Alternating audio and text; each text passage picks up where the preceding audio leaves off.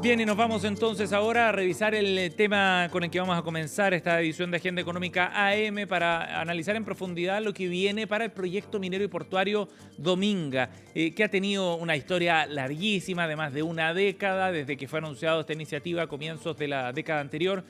Ha vivido procesos a nivel judicial y de trámite ambiental que han sido largos y de hecho hemos tenido novedades recientemente respecto a los últimos pasos que le dieron la razón a Dominga respecto a algunos de los recursos que había presentado el gobierno y las entidades ambientales. Bueno, la ministra de Medio Ambiente, Maísa Rojas, ayer confirmaba que seguirán evaluando acciones para frenar el proyecto minero Dominga.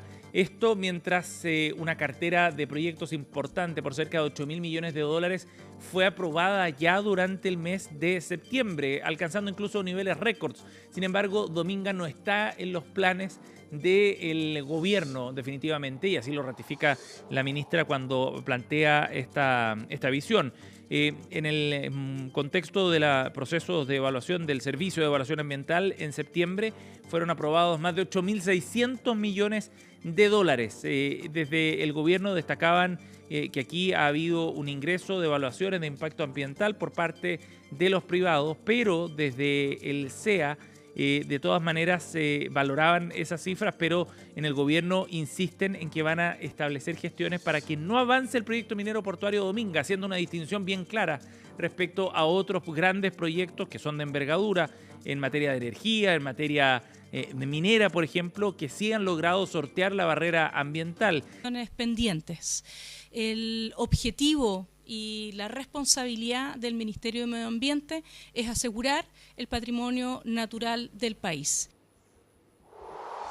Ahí estaba la visión del gobierno entonces, valorando por un lado el avance que ha habido respecto a la cartera de proyectos y a cómo han ido reduciendo los tiempos también de evaluación ambiental. De hecho, desde el CEA dicen que se han reducido entre 15 y 50% los tiempos totales de tramitación. Eso por una parte, pero luego ya escuchábamos también a la ministra Maísa Rojas respecto a cómo se va a intentar preservar el medio ambiente y la biodiversidad, en particular en la zona donde se pretende desarrollar este proyecto minero Dominga. Recordemos que la Corte Suprema, cuando rechaza los recursos de casación que había buscado el gobierno, sostuvo que no se abre un nuevo debate sobre el fondo ambiental de proyecto y que la resolución de calificación ambiental que lo evaluaba favorablemente entonces estaría vigente, y eso es lo que han planteado fundamentalmente aquellos defensores de la iniciativa. Escuchemos el análisis más técnico entonces de este proyecto y de lo que puede venir también para el proceso de evaluación ambiental. Escuchemos a Jorge Canals, ex subsecretario de Medio Ambiente. Tiene relevancia ese proyecto porque simplifica, entre otras cosas, el problema que ha tenido Dominga, que es este eterno loop de recursos administrativos y judiciales que dan vuelta, vuelta, vuelta en un bucle que a veces es interminable. Eso se acaba con el proyecto de reforma que tiene ese gobierno del CEA, y además también incorpora otras técnicas habilitantes que permiten que algunos proyectos que son menores o son cambios de proyectos que no son tan importantes se hagan sin necesidad de una evaluación ambiental. En consecuencia, va a tener efecto, en caso de ser aprobado, en los tiempos de tramitación del proyecto. Y por eso la relevancia entonces de la reforma del Servicio de Evaluación Ambiental que está en el Congreso, pero ese proyecto es difícil que vea la luz durante este gobierno. Continuará su trámite sin duda, pero difícilmente alcance los tiempos para sacarlo adelante, sobre todo en un periodo donde la ley de presupuesto ya concentra toda la atención y luego cuando ya entramos en un modo de campaña al cierre de año. Por último, vamos a escuchar también a lo que viene para esta iniciativa, porque algunos expertos, a partir del fallo de la Corte Suprema más reciente, interpretan que podría haber un nuevo pronunciamiento del Comité de Ministros. Jorge Cash, socio de Jax Consultores, ex fiscal de Superintendencia de Medio Ambiente, se refería sobre los pasos a seguir para el proyecto minero Dominga. Eventualmente una nueva votación del Comité de Ministros, que sería el camino que la Corte Suprema señaló, sin decirlo expresamente, pero no sería otra la interpretación posible desde el punto de vista del procedimiento administrativo, implicaría que eventualmente esa resolución del comité también pueda ser impugnable de nuevo ante el primer Tribunal Ambiental de Antofagasta. Lo que tú comprenderás transforma en esto en un loop que no tiene ningún horizonte de cierre desde el punto de vista procesal. Alguien tiene que decir que existe cosa juzgada. No existe todavía en Chile una regulación en términos procesales de cuándo existe sentencia definitiva en materia ambiental. Bien, nos vamos a ir a otro tema, 8:16, porque ayer comenzó el Cyber Monday, bien lo sabrán ustedes, quizás ya hicieron alguna compra aprovechando algunos de los descuentos de esta oportunidad que fortalece el comercio digital en una nueva instancia de descuentos en distintos productos y servicios. Dura 3 días este evento y ayer comenzó bastante bien desde el punto de vista de las ventas, por supuesto, y de la evaluación que hacen en los organizadores. Ya se fueron alcanzando ventas superiores a las esperadas. De hecho, el balance hasta ahora mostraría un crecimiento respecto a las ventas que se habían registrado en este mismo evento, pero el año anterior. Y el balance muestra que ya se habría superado los... no solo la cantidad de marcas participantes, más de 650, sino también los récords de venta en las primeras horas. Este evento es un buen termómetro desde el punto de vista del consumo, de lo que está ocurriendo en la marcha de la economía a nivel interno. ¿Qué sectores son los que hacen mejores evaluaciones, por ejemplo? Es uno de los asuntos que uno puede mirar con más detalle para ver qué es lo que está pasando con la economía real, porque al final es un reflejo también del poder adquisitivo que tienen los chilenos, en un contexto donde la inflación ha ido disminuyendo ostensiblemente en los últimos 2 años, pero donde todavía quedan ciertos desafíos, sectores de vestuario, de productos básicos también del hogar, de alimentos, se ven fortalecidos en estas instancias, lo que muestra también otra dimensión de lo que está pasando con la economía nacional. Escuchemos el primer balance que se hizo ayer. La directora ejecutiva de e-commerce de la Cámara de Comercio de Santiago, que está coordinando también este evento, Yerka Jukic, nos contaba con datos en mano qué es lo que ha ocurrido en las primeras horas. Este nuevo Cyber Monday, organizado por la Cámara de Comercio de Santiago, en su primera hora registra 90.000 compras y ventas por 11 millones de dólares. Importante destacar además que durante los días previos al evento, el tráfico al sitio versus el Cyber Monday del año pasado creció en un 37%.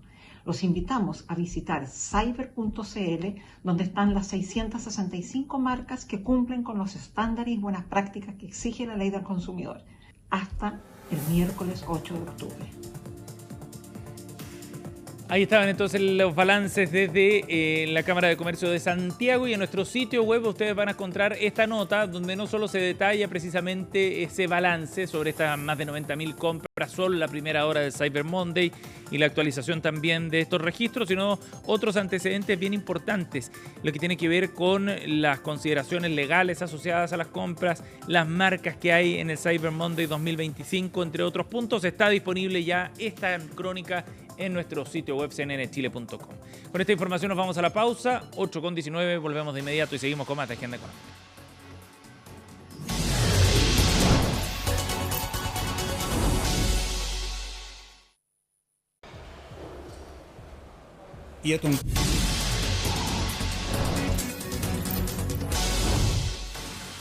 Bien, estamos de vuelta aquí en Agenda Económica AM y vamos a entrar a la discusión presupuestaria en la entrevista de esta mañana.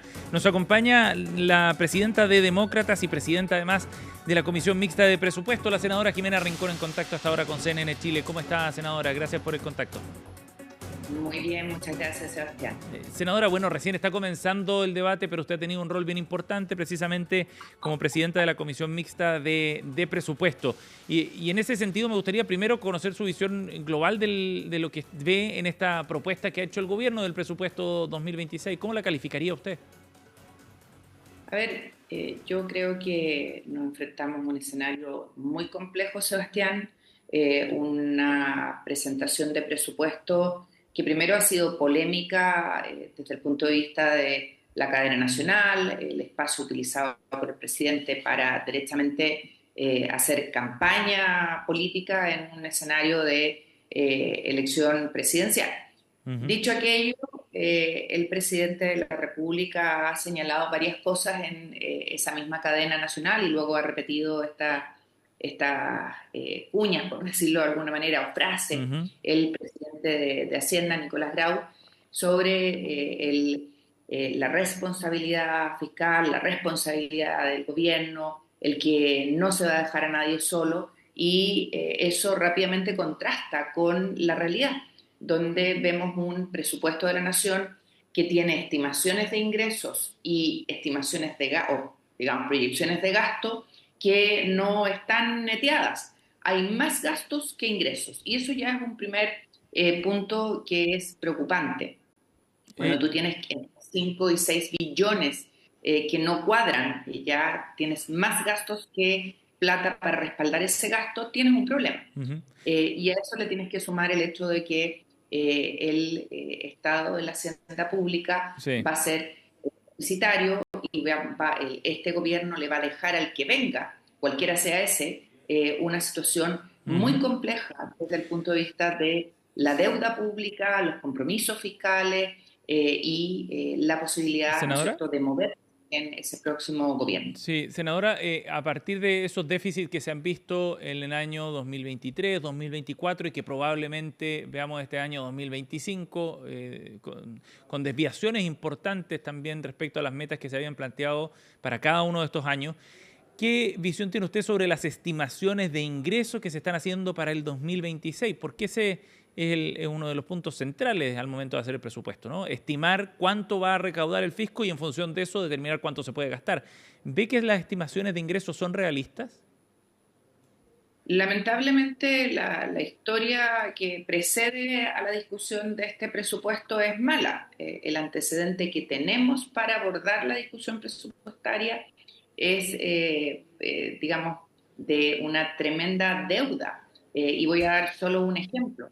Cuando discutíamos el proyecto de cumplimiento tributario, ese debate establecía en el inicio del mismo una recaudación o una meta a cumplir que todos los expertos y los organismos internacionales dijeron que era imposible de lograr.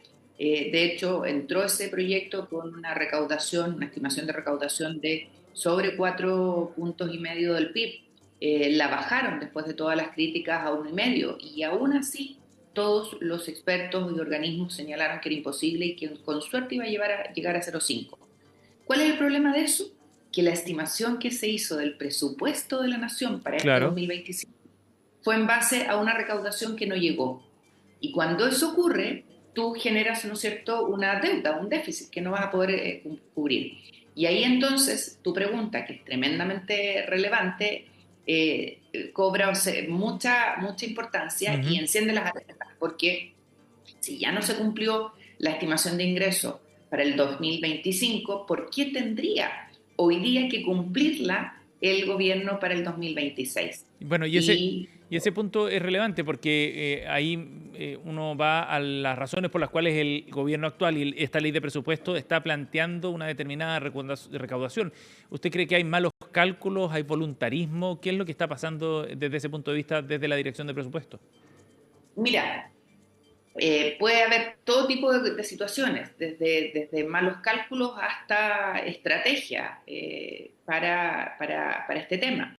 Pero lo concreto es que aun cuando las estimaciones de ingresos son inferiores que el nivel de gasto, hay recortes a programas sociales, hay recortes a políticas públicas, el tema de seguridad. Ahí viene con recorte presupuestario, pero no hay recorte al tema cultural.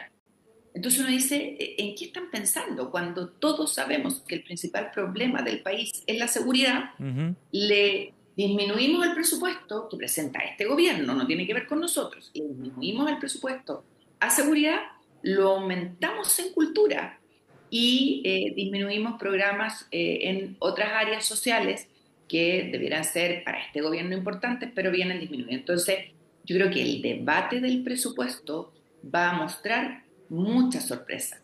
Más allá del tema de la famosa glosa, ¿no es cierto?, de la glosa republicana. O de disponibilidad presupuestaria para el próximo gobierno. Sí. Más de eso. Vamos a tener sorpresas. Senadora, el gobierno va a tener que explicar. Uno de los puntos que está en discusión también tiene que ver con la dotación de funcionarios, porque el proyecto de ley de presupuestos considera un aumento de dotación máxima, es el máximo, este es el techo, de cerca de 25.600 funcionarios en la administración pública. Sería un crecimiento cercano al 7% como techo, digamos, para el próximo año. Y me parece que el punto relevante a propósito de la discusión sobre posibles recortes que se tengan que hacer en el próximo gobierno, ya no el próximo año, sino que los próximos 4 años, en todo el periodo. ¿Qué le parece a usted este punto entonces en particular? Mira, yo creo que esto va a ir más allá de eso, porque, y voy a poner varios temas encima de la mesa. Primero, la Contraloría General de la República pidió un aumento de su dotación de 72 funcionarios para poder seguir haciendo bien su trabajo. Creo que la Contraloría ha demostrado con creces que se justifica, ¿no es cierto?, el que tenga funcionarios. Sin duda.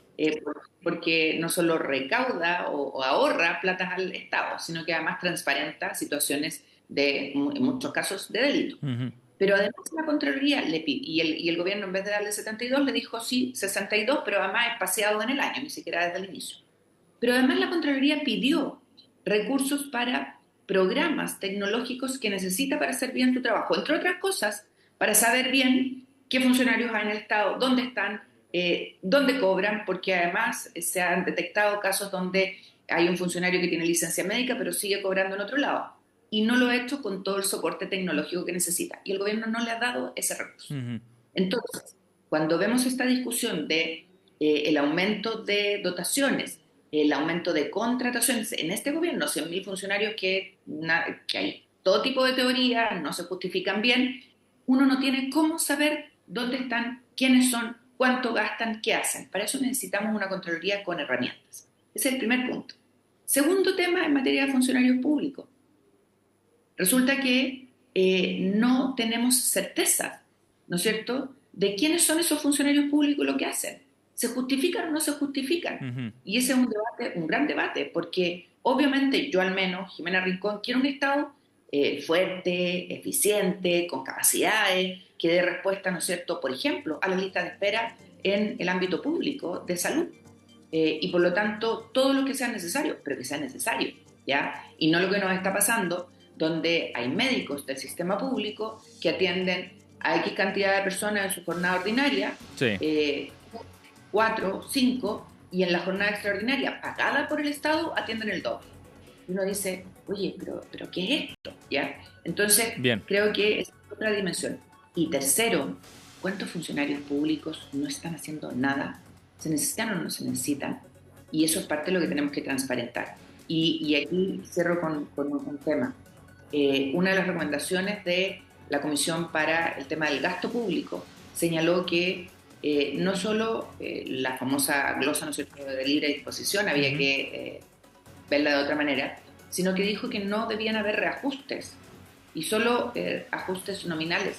¿Cómo le va a explicar el gobierno a los funcionarios públicos que no va a haber reajuste? ¿Usted no está de acuerdo con eso? No es que esté de acuerdo o no de acuerdo. Usted, Sebastián, cree que se va a cumplir eso cuando entremos después de la ley de presupuesto a discutir el reajuste. ¿Usted cree de verdad que no va a haber reajuste? Y cierro con esto. En la Comisión de Economía el día jueves, en la subcomisión, en la primera, que discutimos el presupuesto de economía, resulta que habían inconsistencias en la presentación, porque decía que no habían aumentos presupuestarios, uh-huh. decía que la base de recursos que había para pagar las remuneraciones era X, pero resulta que habían aumentos de dotación y nosotros le dijimos, bueno, ¿cómo lo va a hacer? Si usted va a seguir pagando los mismos sueldos y aumenta la contratación, ¿le va a pagar lo mismo hasta marzo y después que vea el que llega cómo sigue pagando las remuneraciones? Ese tipo de cosas son las que nos estamos encontrando en el debate presupuestario. Un debate que recién está comenzando. Senadora Jimena Rincón, gracias por conversar con nosotros esta mañana, muy amable. Gracias a ti, Sebastián. 8:32, cerramos Agenda Económica AM. Gracias por estar con nosotros. En minutos partimos CNN Chile Radio. Que tengan un buen día.